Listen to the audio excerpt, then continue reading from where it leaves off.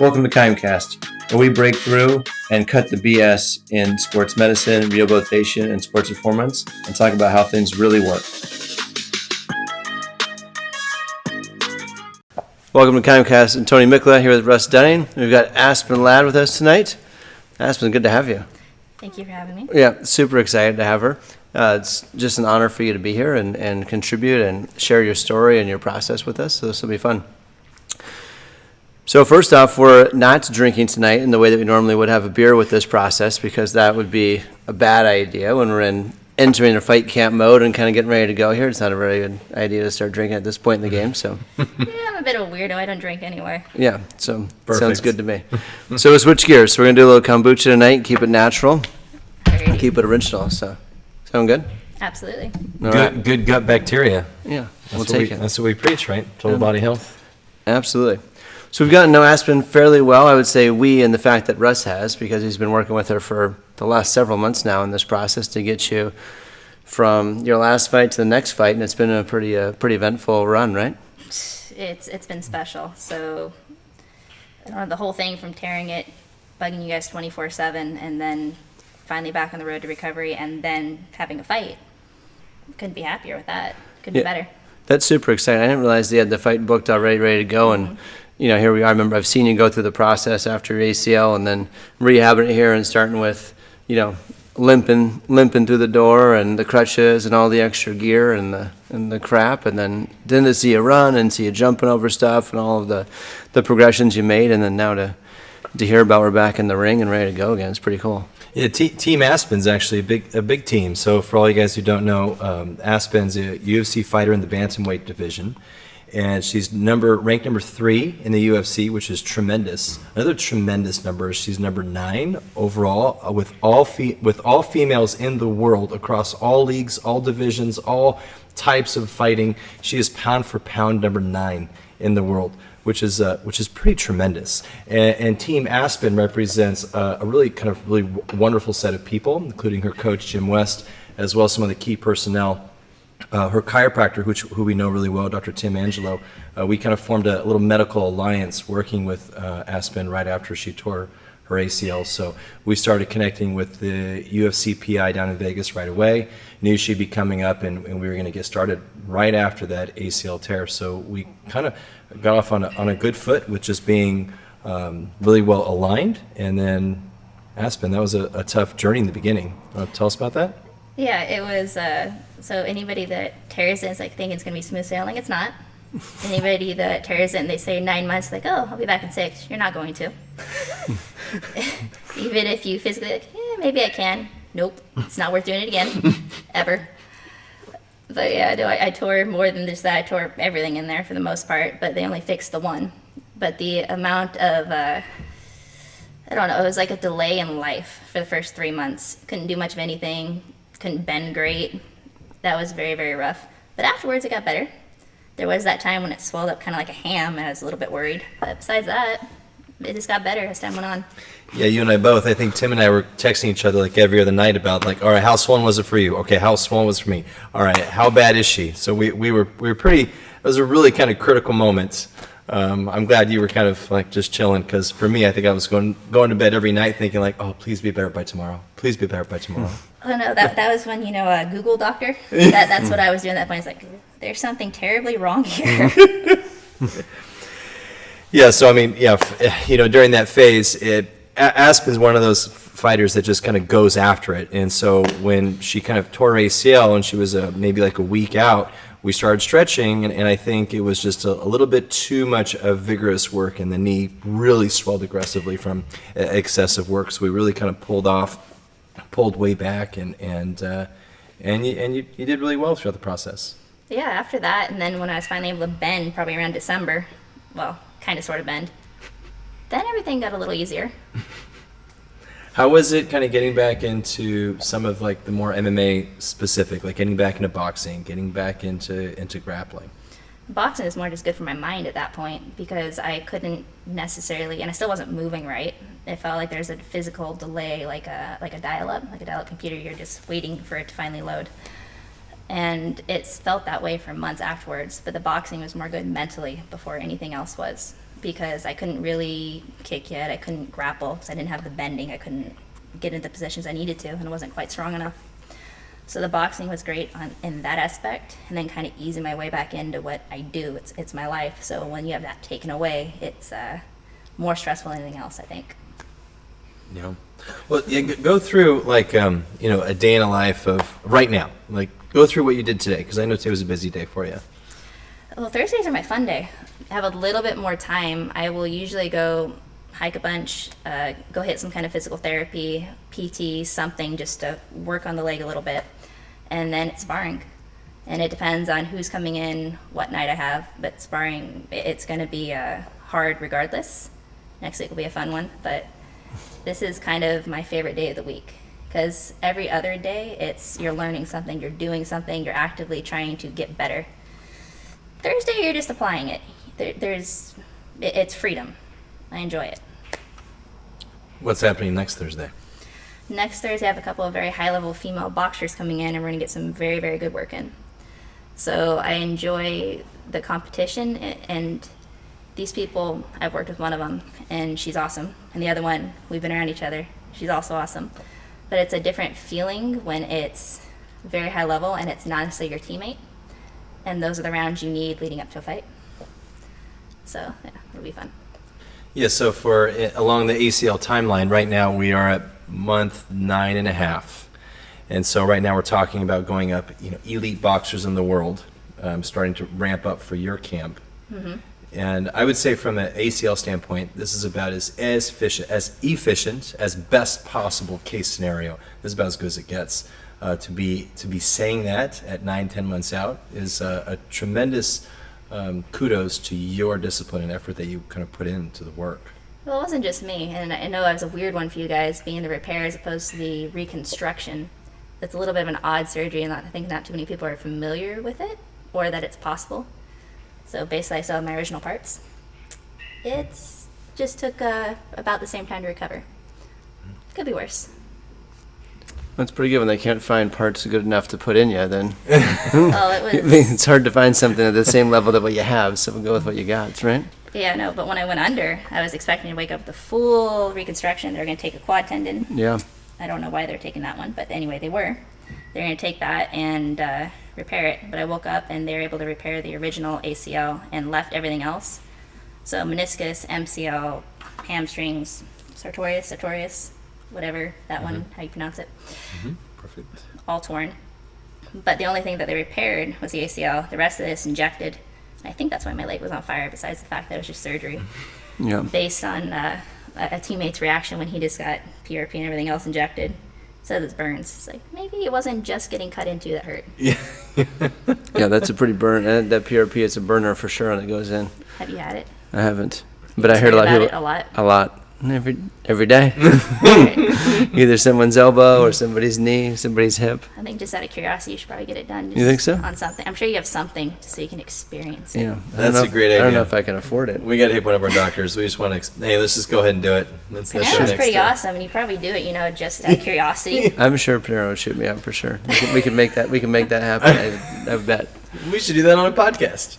Yeah, that'd be fun. That'd be fun. Have to find some That place to one do with it the though. audience. We'll inject Jim. With my level of athleticism, I don't have any problems though. I mean, it's good to go. I don't know what to inject. Find some on him. Yeah. Yeah. We'll find a weakness somewhere. I've got something. No, for sure. No, it is. From what I hear, it burns like crazy. So that's probably what it was. But that's a tremendous amount of healing to go through all that stuff. So I'm excited to hear that you're back and feeling solid. So it's good work. I'm excited to finally be back and back to doing what I want to do. Yeah, I think you said some big stuff there that we've talked about a little bit on this on the podcast in the past. We addressed the ACL, big ones as far as certainly that this is your life, and when you couldn't do it, like the challenge that is mentally to face is tremendous, and we hear that with clients, and yours is certainly at a high level, but it's a common theme that it's challenging. It's like, what do you do when that's taken from you? And it's not like you can just go and do some drills and get the fulfillment of that competition. So definitely a tough time. Absolutely not. And I think it's going to be traumatic for anybody, but especially if that's your livelihood. Yeah. That's like a picture. You can't use your arm. Like, Yeah. if you can't go out and do what you do, not only to make money, it's not just fun. Yeah. this is what we do. It's our life. So when you're physically taken out of that and there's nothing you can do about it, horrible feeling, very powerless. Yeah, tough. It's a tough situation. I think the other thing you mentioned too is that 6 to 9 month situation where, people say, "Oh, I'll be back in 6." You probably don't know the history of all of the medical stuff around the ACL, which is a good thing. You shouldn't study it that much, but just so you know, that used to be a big deal in the early to mid 2000s. It was like get back in 6 months was kind of a big push medically, and pushing the envelope from across the country, across the world. That was a thought process, and it shifted now where people were having too much re-rupture and too much re-tearing by pushing it that fast. So it's much more into this later phases of 9 months and beyond. That seems to be more of the appropriate realm. So that's only a recent development? Yeah, I'd say it's in the last decade that's kind of shifted, where the decade prior was 12 months, nothing before. So the early 2000s, late 1990s. Before 12 months would be crazy. And then as technology improved, the surgery got better, the ability to repair it or reconstruct it rather was newly improved and better techniques. Then the rehab went faster. And so people looked really good at 6 months. And then as research went on and data was compiled over those folks over the last decade, it's been those folks that went back at 6 months were much, much higher. So now it's every month after that you wait, the more success people have in there. Okay. What's that? In their risk of re-rupture, so to speak. So what about the prehab? What's the studies versus maybe you do PT for a month beforehand before you go into surgery versus you don't? You're just going with it swelled up and horrible. Yeah, great question from the client. It's really good, actually. So the studies of either having it done, like if you're an elite athlete like yourself, or say you're in the NFL, or you're competing at a high level, so you have large muscle mass, you're in phenomenal shape, super strong, hitting the weight room, testosterone levels are high, like you're getting a competition mode, tear it. Having surgery immediately is kind of like having done all the prehab. So that's a good thing. People do really well with that. The recoveries are faster because everything was so healthy going into the process. Versus if you tear it and then sit around for quite a while and just let everything go dormant. You felt that, like how it was hard for you to turn things on. It was kind of delayed, like you mentioned. All that happens before surgery. Then you have surgery. It continues. It just lengthens the process because, as you found, the ligament itself can heal fairly rapidly. 3 to 4 months, that thing heals up and gets pretty solid. But it takes so long to build the muscle back up and to fight the atrophy that you had. Oh, yeah. So if you go in with less atrophy, then it's a little bit better coming back. So okay, that's so interesting. that's why you love that boa constrictor, the BFR thing we put on your leg, right? Yeah, the thing that everybody should be using. Horrible experience. Terrible, but effective. Yeah, going to complete failure like that. You'd have to demonstrate on here, though. You probably should. Like, this is what it does. Very, very bad. Yeah, we should. We need to do that. A podcast where we just do it right here and watch the agony. Yeah, just have someone scream halfway through. It'd be great. So if everyone can picture it, so Aspen's doing the BFR, and I'm having her kind of squat down so her butt's like this far off the ground. And after like 60 reps with the boa constrictor on her thigh, she's not able to get down. So I just kind of kindly just jam her hip and just push it down. She has to try and muscle her way up, and she's just red in the face, just giving every ounce of push, of effort into it. And we do that all the way to like 75, 80 reps. And then I say, I'll see you tomorrow, we're going to do it again. And we did that for like 6 months straight. There might have been some tears involved. You hit that every day. I mean, I remember seeing it, just never missed one coming in, and I'm going to hit that thing because that made a huge difference in your transition, I think, from where things were stiff and not firing to regrouping. I'm sure it did, but also I don't know if it's just the lack of pain once you take it off that it makes it feel like you actually did something. That's the joy. Yeah. Well, that's just it. It does make you feel, and you did do something. That's the best part of it, because you can't do as much as you'd want to do, right? You can't compete in the way that you want. So it's like a different form of competition. No, it was exciting at that point because I can't do diddly squat. So when you tell me do more stuff, yay. Yeah, Aspen's really good about that. It's like, okay, now you can hike. She goes, okay, so I hiked like 15 miles yesterday. What now can I do? I want you to be able to do this. And okay, now you can lift. And then I'm deadlifting 300 pounds. Now what do you want me to do? And she was, whenever it was kind of unlocking a certain bucket, okay, I'm just going to do that every day. And it was really awesome just to hear. it was nice, except every time I got decent at something, it was like, here's some other horrible thing. Get good No. at this that I just could not physically do. We're really good at that. Really Yeah, good at that. it's a skill. Yeah, it is. Great job, but here's something else. But you do that 20 times over, and you become, hopefully, the best athlete in the world. So tell us about your process to that point. I think enough about this injury and the recovery, which is fantastic. But how'd you start your career in the MMA and then moving into the UFC? How was that for you, and how'd that go? That's a long question. All right. I was 14 and a very shy kid. I needed something to do. I wanted to do martial arts. I didn't know what MMA was. I didn't know exactly what I was going into when I went into the MMA gym, just that it was some kind of martial art, and I wanted to learn how to protect myself and just do it.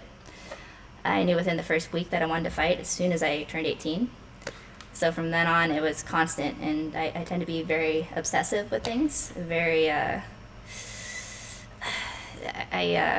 get into a habit. So that's one of the reasons I don't do other things like drink or drugs. Addictive personality, and I know it. So I stuck with it. That was my life from 14 to 18. Second I turned 18, tried to get a fight. 2 weeks after that, I got my first one, and then like my first year as an amateur, I fought 6 times. Did very well.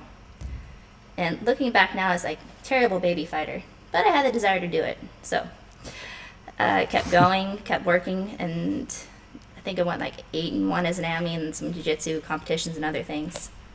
I just loved it, but at that time there was no career. So I was going to school. I was, okay, what am I going to do? And this will be my hobby. I'll do it on the side for fun. And then at some point during that period, Ronda Rousey came up, and she kind of opened the door to the UFC. It's like, okay, you can make money at it. This is what I could do. And around the time I went pro, I think it was my first pro fight, I debuted with Invicta, very good all-female organization. And I was watching her fight, and I was killing myself, going to school, going to training, just burning both ends. And it was my grandpa who's like, you know what, you can go back and do this later. There's a shelf life on what you want to do. You should put all your focus here. I was like, I don't know if I want to do that. This is perfectionist type attitude, but it was getting very, very difficult. It's like, all right, I will focus completely on fighting for this time period. 5 fights later, I got signed to the UFC. I went 5-0 in Invicta, and then just took off from there. From my very first fight in the UFC, I fought top 15. I think she was 13, and every fight since then has been a move up. So we're doing pretty good. Wow. That's awesome. It's a sweet run. Yeah, it's like, how do you simplify that much time? Like freaking 10 years. Yeah. All right, best I can do. Well done. That's the way to move through it. That's pretty cool. Where did you start when you were 14 and to 18? Was it? I started at a little gym in Sutter Creek. It was me, my brother, and my dad for a time period, and then it ended up being just me. So we were the last people there. There was nothing left, and I ended up, my aunt was dating a judo instructor in Folsom. So I ended up going there for like 6 months, but it was depressing because I'd been doing MMA type things and all I was doing was judo. But then probably about 6 months into it, there's a dude teaching private lessons, and he's pretty MMA-ish, and I'd make my brother get there like 4 hours early so I can just practice stuff on him. That dude ended up being Jim, and they had a misunderstanding, my head coach, for anybody that doesn't know. They'd had a misunderstanding at the current gym they were at, and they ended up moving their MMA program into Folsom, so Folsom MMA. So no more just judo, it ended up being everything. And then a few years later, we are where we are. Wow. Yeah, just chance and desire to do it. And a lot of hard work. A whole lot of that, but I like doing what I do. Yeah, it's good to see here. I think there's so much to that. There's a lot on that 10-year process. In any lifestyle event, whether it be a career or a athletic competition or whatever it might be, that's kind of 10 years to get to a elite level. How far in are you right now with the business? Good question, Aspen. So this is our 6th year in the business. All right. And this is my 17th year treating. Oh, wow. Yeah, I'm old. Yeah, well, you look good for it. Yeah, thank you. You're welcome. But we did I felt that certainly at the 10-year crest mark. I don't know that I would say it's right at 10, but it's right in that zone. And that was where I had an opportunity to work with some of the most elite athletes in the world. And I just really went from what I'd been doing and what I'd known to do, and this a confidence level and a knowledge-based level where I started to really come together and gel. And then since then, it's been taking that information and just continuing to kind of refine it and master it and integrate it. But kind of like you did with your career, you said about how you were able to simplify it there.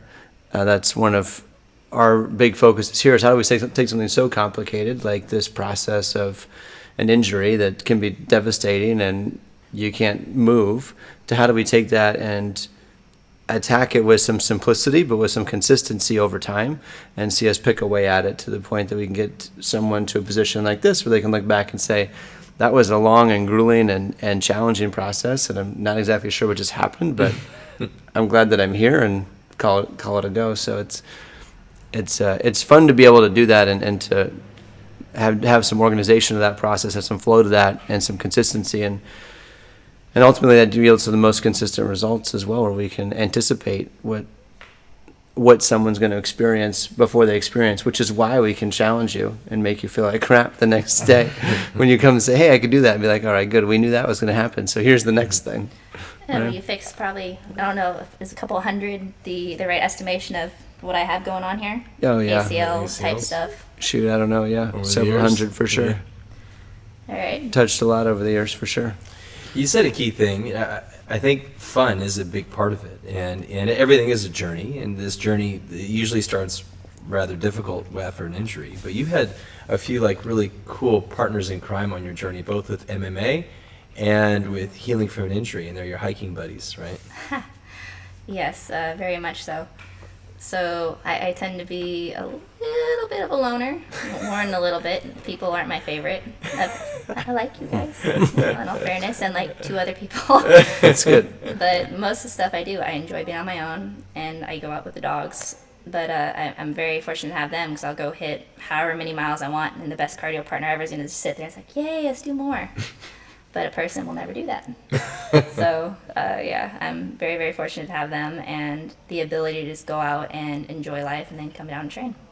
We talk a lot about, like, you know, from a human standpoint, we all need that cardio health. We all need that aerobic capacity, and I'm super passionate about that in terms of whether it's like childhood obesity or it's in the rehab sector, and making sure people are starting to get on a walking routine after they have a difficult injury. But what I've always loved about you is how right when, you know, both in off-season MMA training and in season, and then in rehab, hiking is a big part of your life, and your hiking buddies really kind of help you find enjoyment in that journey. I think it's a huge driving force to who you are, both your healing potential, your regen capacity, and your fitness level, which you show in the octagon. So it's like this multifaceted angle that just changes lives when you do it well. I'm very, very blessed in that. My grandpa started taking me even though I was a pain in the butt and slowed him down when I was about 5, and I never stopped. So it kept rolling from there. We'd always go out with our dogs. And as I got older, actually this past year was a rough one, because I ended up getting granite at 11. So you had this little kid that likes to go out and roam and run, and I was into distance running at the time, even though I was very young. So I just go with the dog, and he was with me until last year. And so was Chevy and all that. But anyway, they passed, and so did my grandpa. But that really, he set me on that path. And I remember him telling me when I was like 12, it's like, whatever else you do in life, you're eventually not going to do it. You're going to get old, you're going to be like me, you're going to be crusty. It's like, but you're still going to do this.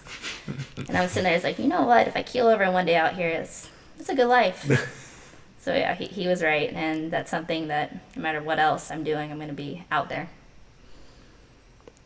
That's awesome. Yeah. Super cool. I'm very fortunate in my family. Well, Aspen, it's good to have you. Thanks for joining us. All right, that wasn't as bad as I thought it'd be. Well, it may not be over yet. Maybe we can ask a last-minute question or something from the audience or something. Sure. Well, hey, but for those queuing in, so tell us your fight is... July 24th. Okay, and that will probably be at ESPN or pay-per-view, That's a good one of question. the two. There's somebody sitting over there that might know the answer. Have to talk to the promotion team. Yeah. Yeah. But it will be in Vegas. Yes. Okay, cool. So we'll be super pumped on this. You're 10 weeks out. I think it's a little bit more than that. The important number is it's a year and 2 weeks after the injury. Yeah. I was trying to get the 24th. Like, oh, this would be awesome, like the 1 year date. Didn't quite work out, but close enough. That's pretty cool. Yeah. Cool. Well, cool. All the best for you. Excited to work with you over the next few months to get ready to go. And I'll be bugging you guys like I have been. yeah, well, you're welcome to it anytime. Thank you. Cool. Thanks for being here. No problem. You guys are watching KIMEcast. This was KIMEcast, and we are the Kime Human Performance Institute. Thank you very much for listening. We'd love to continue the conversation with you. Please hop on our social media. It's at KIMEHPI and engage with us there. If you'd like us to feature a topic or answer any questions live on the show, post your comments there. You can also check us out on our website at kimeperformance.com, and there you can see links to content that we've posted throughout our podcast for more information.